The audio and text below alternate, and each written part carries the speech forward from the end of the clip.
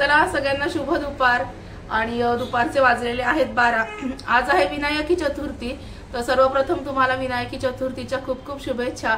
चतुर्थी असली की घरामध्ये खूप प्रसन्न वाटतं। गणपती बाप्पाला जास्वंदीच्या फुलांचा हार, दुर्वांची कंठी आणि खूप छान असं वातावरण असतं। तसंच आपण काही ना काही नैवेद्य पण दाखवत असतो।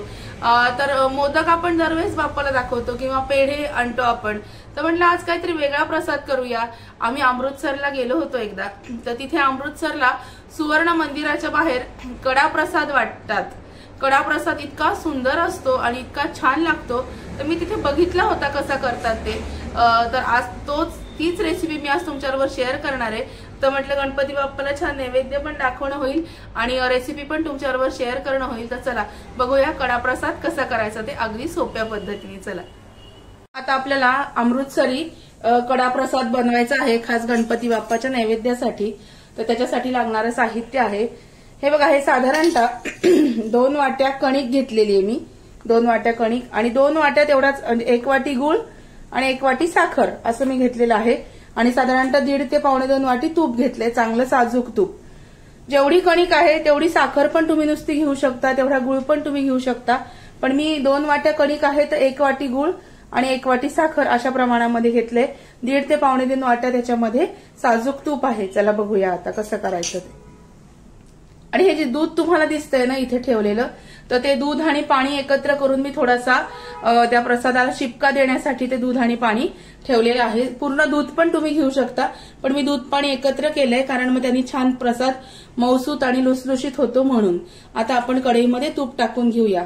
आता मी गॅस चालू करते कढई खालचा आणि याच्यामध्ये हे जे तूप आहे हे आपण घालून घेऊया। जेवढी कणिक असते तेवढंच तूप लागतं, पण मी साधारणतः थोडंसं त्याला कमी घेतलेलं आहे तूप, कारण तिथे खूप जास्त तुपामध्ये अगदी असा थपथपलेला प्रसाद असतो। तर आपण थोडंसं कमी जास्त आपल्या अंदाजाने केलं तरी सुद्धा चालतं, कारण सध्या एवढं तेल तूप खाणं सुद्धा शारीरिक दृष्ट्या चांगलं नाही, म्हणून जरा थोडंसं तूप घातलेलं आहे। त्या अंदाजाने जर घेतलं तर खूप तूप लागतं, आपल्या अंदाजाने आपण कमी जास्त करू शकतो। हे तूप आता छान याच्यामध्ये वितळून घ्यायचंय।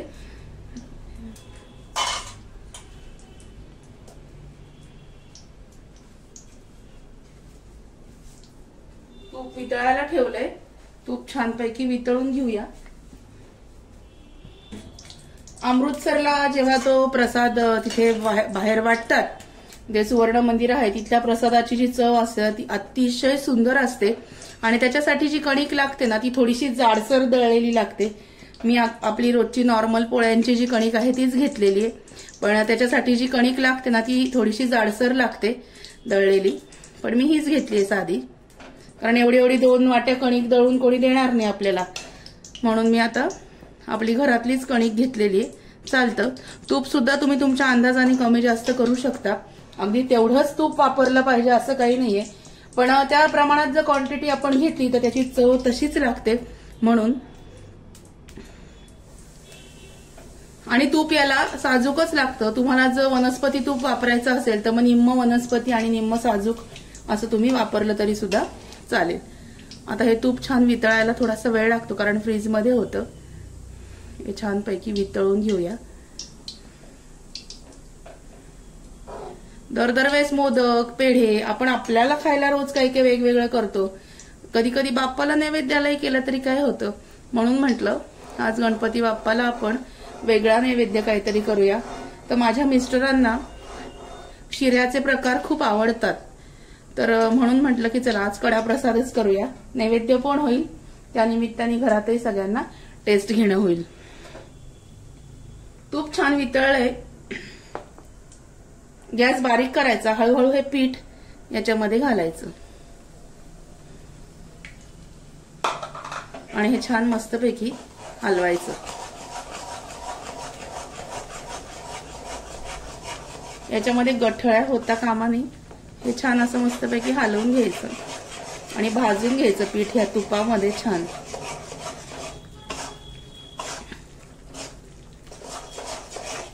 त्यांच्या मापाप्रमाणे जर तूप, त्यांची प्रसाद करण्याची क्वांटिटी ही खूप जास्त असते, त्याच्यामुळे ते डबेच्या डबे तूप त्याच्यामध्ये वापरतात।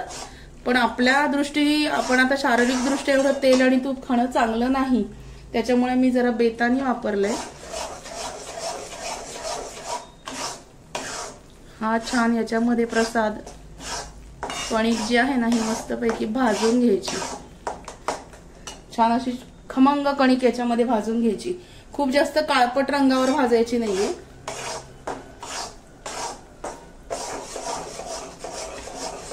आणि तुम्ही याच्यामध्ये वेलची पूड जायफळ घालू शकता, पण मी घालत नाही. मला असं नॅचरल त्याची जी चव आहे तीच आवडते.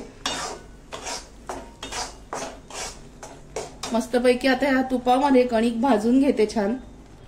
जसं जसं कणिक आपण भाजायला लागतो तसं तसं तूप सुटायला लागतं. हे बघा.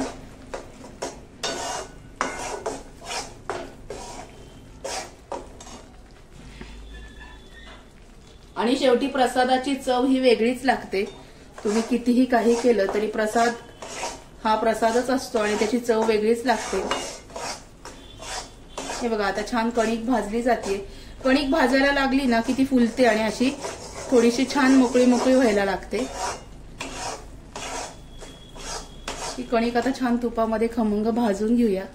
कणिक व्यवस्थित याच्यामध्ये भाजायची, त्याचा कच्चा वास राहता कामा नाही. खमंग कणिक भाजली की एक छान असा सुवास येतो की समजायचं कणिक छान भाजायला लागलीये, भाजली गेलीये. आणि त्याचा रंग थोडासा पालटतो.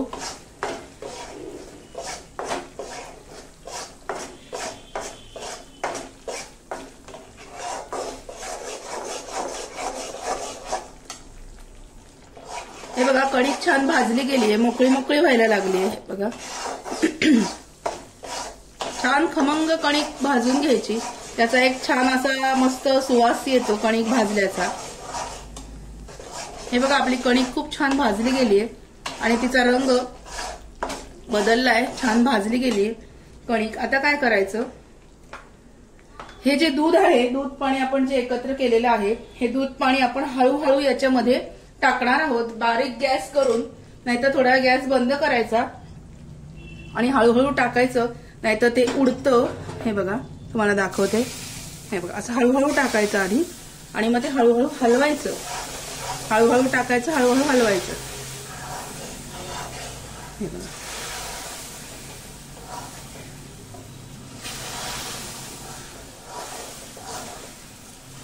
एकदा त्या सगळ्या पिठाला जर दूध लागलं की मग ते उडत नाही.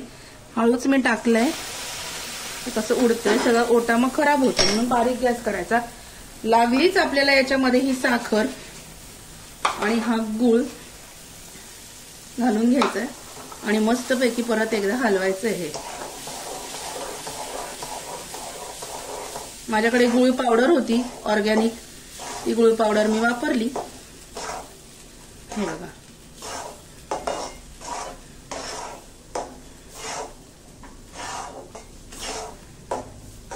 मस्त झालाय.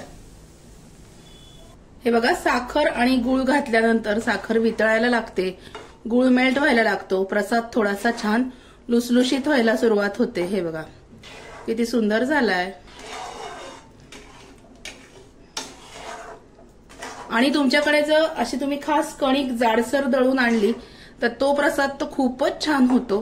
हा मी घरामध्ये नॉर्मल कणकीचा केलेला आहे. हे बघा मस्तपैकी एकही कठळी राहिली आणि कलर बघा किती सुंदर आलाय. आता याच्यावर 10 मिनिटांसाठी झाकण ठेवून एक वाफ काढून घेऊया. मी याच्यावर झाकण ठेवते. हे बघा लापशी सारखा झालाय, अजिबात कढईला चिटकत नाहीये, मोकळा होतोय. हे बघा आणि आता याच्यावरती मी ठेवते झाकण मिनिमम 10 मिनिटांसाठी आणि मग बोलते तुमच्या बरोबर. बघा मस्त आपला कडा प्रसाद तयार आहे. 10 मिनिटं झाकण ठेवलं याच्यावर, वाफ एकदम सुंदर आलीये. हे बघा पूर्ण कढईपासून मोकळा झालाय आणि म्हणजे हा छान आपला प्रसाद एकदम छान भाजला गेलेला आहे.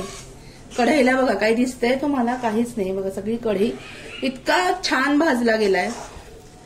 मस्त आपला कडा प्रसाद तयार आहे आणि आता आपण देवाला नैवेद्य दाखवूया. चला मस्त कडा प्रसाद तयार आहे. नैवेद्य दाखवताना आपण तुळशीचं पान याच्यावरती ठेवतो. हा तुळशीचं पान मी याच्यावरती ठेवलं. आता देवाला नैवेद्य मी देवाला दाखवणार गणपती बाप्पाला आणि असा कडा प्रसाद तयार आहे. हे बघा किती सुंदर असा कडाप्रसाद आपला तयार आहे। असा कडाप्रसाद नक्की करून बघा, सेम तसाच होतो आणि तुम्ही पण तुमच्या बाप्पाला नैवेद्य दाखवा। अगदी सोप्या पद्धतीने तुम्हाला मी आज शिकवलंय कडाप्रसाद कसा करायचा, ते खूप छान लागतो, नक्की करून बघा। आणि तुळशीचं पान आपण त्याच्यावर ठेवतो आणि देव बाप्पाला नैवेद्य दाखवा, गणपती बाप्पाला नैवेद्य दाखवा। अनायसे चतुर्थी आहे। चला भेटूया अशाच नवीन व्हिडिओमध्ये नवीन विषयावर उद्याला। तोपर्यंत हा प्रसाद तुम्ही पण करून बघा आणि तुमच्या गणपती बाप्पाला नैवेद्य दाखवा। Bye bye.